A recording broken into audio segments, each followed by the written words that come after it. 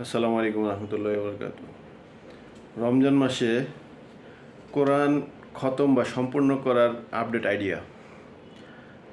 এখন যে দেখা যায় যে তারাবির নামাজে হুজুররা যে সমস্ত মানে সূরাগুলি পড়ায়, এগুলো মানে খুব তাড়াহুড়া করে পড়ায়। আর দেখা গেছে প্রথম রোজা থেকে 7 রোজা পর্যন্ত সম্ভবত প্রতিদিন 3 পারা করে পড়ানো হয়। এটা আসলে মানে এটা মানে এত বেশি তাড়াহুড়াও ঠিক না, যেটা কোরআনের মর্মার্থকে নষ্ট করে দেয়।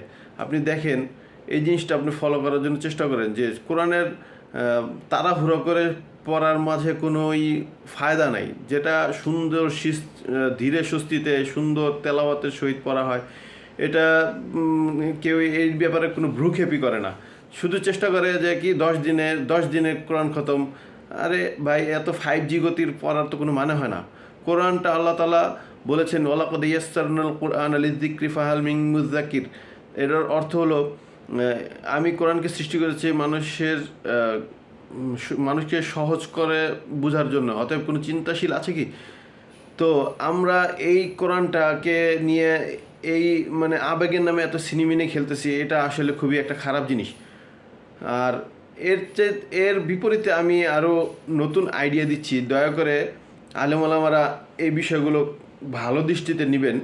যেমন 30 দিনে হয়তো 30 পারা কোরআন খতম করা হয়, প্রতিদিন 1 পারা করে না পড়লেও হয়। দেখা গেছে আপনি 20 রোজার ভিতরে যদি 10 পারা পড়ান, বাকি 20 পারা আপনার এই লাস্টের যে 10 দিন থাকে, ওই 10 দিনের ভিতরেও ইচ্ছা করলে শেষ করা যায়। যে এটার আরেকটা সুন্দর সিস্টেম হলো আমার কাছে যেটা আইডিয়া, যে বাকি যে 20 রোজার পরে যে আমরা বেজর রাত্রগুলিতে কিয়ামুল লাইল খুঁজি, ওই সময় যদি আপনারা একটু যত্ন নিয়ে ওই নামাজটা সুন্দরভাবে পড়ানোর জন্য চেষ্টা করেন। হ্যাঁ, হয়তো অনেকে বলবেন যে কীভাবে করবে, এটা তো ঝামেলা হয়ে যায়। এটারও সুন্দর আইডিয়া হলো যে আপনি নামাজটা ধীরে সুস্থিতে প্রয়োজনে 1 ঘন্টা নিয়ে পড়ান। তারপরেও কি হবে, 1 ঘন্টা নিয়ে যদি পড়ান, যদি 1 রাকাত যদি 4 রাকাত 1 ঘন্টার ভিতরে পড়ানোর জন্য চেষ্টা করেন, তাহলে আশা করি একদিনে 2 থেকে 3 পারা হয়ে যাবে। তো কিয়ামুল লাইলের যে 5 দিন থাকে, 5 দিনই তো থাকে, যেমন 21, 23, 25, 27, 29, এই 5 দিনের যদি আপনি 3 পারা করেও পড়েন, 3 5 15 পারা হয়ে যায়। তো ওই হয়তো অনেকে বলবেন যে এতক্ষণ দাঁড়িয়ে থাকা কষ্টকর। এর জন্য আমি আরেকটা আইডিয়া আছে, যে আপনি 4 রাকাত পরে 1 ঘন্টার বিরতি দিয়ে দিয়ে নামাজটা পড়ালে সবচেয়ে ভালো হয়। এতে কি হবে, এতে মুসল্লিরাও সুন্দরভাবে পড়তে পারবে, তাদের প্রয়োজনীয় কাজকর্ম, খাওয়া দাওয়া, প্রয়োজনাদি সারতে পারবে, পাশাপাশি নামাজটাও সুন্দরভাবে পড়তে পারবে। আর ডক্টর খন্দকার আবদুল্লাহ জাহাঙ্গীর স্যার এই বিষয়ে অনেক সুন্দরভাবে কথাগুলো বলেছেন, যে বাদশাহ ফাহাদের একটা মসজিদ ছিল, ওই মসজিদে মানুষ ইফতারি খুলে অনেক দূর দূরান্ত থেকে নামাজ পড়তে আসতো।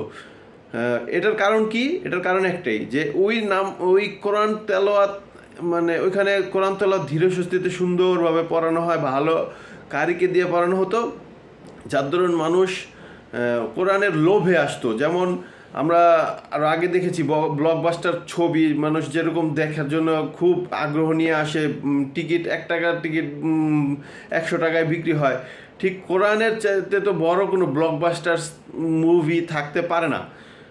আর এই কোরআনকে আমরা এত সুন্দরভাবে উপস্থাপন না করার দরুনই আমাদের যত সামাজিক বিশৃঙ্খলার কারণ হয়ে দাঁড়ায়, আমরা দাসত্বের জিঞ্জিরে আবদ্ধ থাকি। অতএব আমরা চেষ্টা করব যে কোরআনটাকে যাতে সুন্দরভাবে উপস্থাপন করা যায়, ধীরে সুস্থিতে সুন্দর কেরাত দিয়ে, যাতে মানুষ শুনে তার দুই চোখের পানি ফেলে আল্লাহর কাছে কান্নাকাটি করতে পারে, যে আল্লাহ, আমি আরও 11 মাস অনেক পাপ করেছি, তুমি আমাকে মাফ করে দাও। অতএব ডক্টর খন্দকার আবদুল্লাহ জাহাঙ্গীর স্যারের এই আইডিয়াটুকু আমরা কাজে লাগানোর জন্য চেষ্টা করি। আল্লাহ তাআলা আমাদেরকে এই বিষয়ে সঠিক বুঝ দান করেন। আমিন।